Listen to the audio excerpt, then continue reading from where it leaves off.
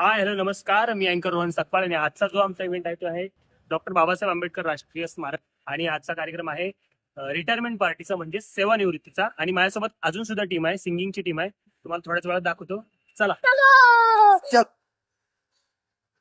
प्रत्येक कार्यक्रमाला मी वेळेच्या 10 मिनिटं आधी येतो. समोरची पार्टी आहे ती आता येणार 7:30. तयारी चालू. माईक चेक करूया.